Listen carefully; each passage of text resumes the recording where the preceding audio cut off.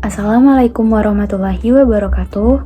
Saya Evriliana Diva dengan NIM 22129144 dari jurusan PGSD kelas 22 BB06. Kali ini saya akan menjelaskan materi mengenai larutan elektrolit dan non-elektrolit untuk memenuhi tugas konsep dasar bumi, antariksa, dan kimia yang diampu oleh Ibu Profesor Dr. Hajar Rizda Amini MP. Untuk materi yang pertama yaitu pengertian larutan elektrolit dan non-elektrolit. Yang pertama, larutan elektrolit yaitu larutan yang di dalamnya terdapat zat-zat yang dapat mengantarkan listrik. Hal ini terjadi karena zat-zat tersebut memiliki partikel yang dapat mengantarkan listrik yang disebut dengan ion-ion. Selanjutnya, ion-ion ini dapat bergerak bebas dalam larutan tersebut. Berdasarkan proses pembentukan ion-ionnya atau ionisasi, larutan elektrolit terbagi menjadi dua jenis, yaitu elektrolit kuat dan elektrolit lemah. Elektrolit kuat sendiri terurai sempurna menjadi ion dalam larutan air atau dalam keadaan lebur. Oleh karena itu, banyaknya ion-ion pengantar listrik yang terbentuk, maka daya antarnya juga kuat. Larutan elektrolit kuat berasal dari tiga jenis larutan, yaitu garam yang larut dalam air, asam kuat, dan basa kuat. Larutan elektrolit kuat yang berasal dari garam dapat dicontohkan dengan larutan garam NaCl. Larutan ini dapat larut dalam air dan menghasilkan kation dan anion. Untuk ciri-ciri larutan elektrolit kuat, penghantar arus listrik yang kuat dan baik, terionisasi dengan sempurna, kemudian tetapan atau derajat ionisasinya sama dengan 1.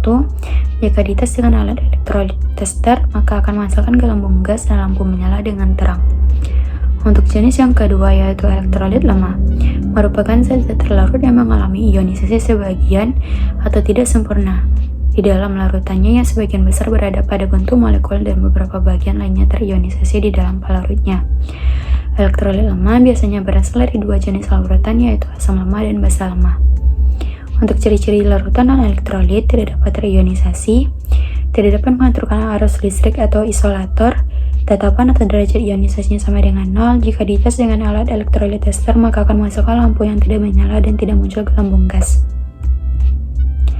Untuk contoh-contoh larutan elektrolit dan non-elektrolit, yang pertama, contoh larutan elektrolit kuat yaitu garam NaCl, KCl, CuSO4, dan KNO3. Yang kedua ada asam kuat HCl, Hal, HBr, H2SO4, dan HNO3. Dan yang terakhir ada basa kuat NaOH, CaOH2, MgOH2, dan KOH. Untuk contoh larutan elektrolit lemah ada asam lemah terdiri dari HCN, H3PO4, CH3COOH, dan C2O. Dan yang kedua ada basa lemah NH4OH, AlOH3, FeOH3.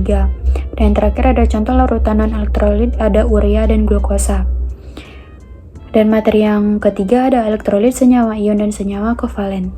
Senyawa ion terdiri dari ion-ion yaitu kation dan anion. NaCl merupakan senyawa ion karena terdiri dari Na+ dan Cl-. Namun, NaCl dalam larutan NaCl dan padatan sifat hantaran listriknya berbeda. NaCl dalam larutan akan mengion sempurna menjadi kation dan anion sehingga dapat mengantarkan listrik pada NaCl padat. Ion-ion tersebut tidak dapat bergerak bebas. Pada senyawa kovalen dibedakan menjadi kovalen polar dan non-polar. Senyawanya terdiri HCl dan CH3COOH merupakan molekul yang bersifat polar. Jika molekul-molekul tersebut dilarutkan dalam air, maka akan mengalami ionisasi sehingga larutannya dapat mengantarkan arus listrik. Dan materi yang terakhir adalah kegunaan larutan elektrolit dan non-elektrolit di dalam kehidupan sehari-hari. Pada larutan elektrolit digunakan sebagai baterai, oralit, pengisi akumulator, atau aki sebagai bahan cairan elektrolit dalam tubuh. Dan kegunaan larutan non-elektrolit yaitu sebagai air suling dalam tubuh.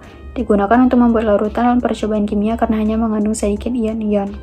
Hanya itu materi yang dapat saya jelaskan. Apabila terdapat kesalahan, saya mohon maaf. Assalamualaikum warahmatullahi wabarakatuh.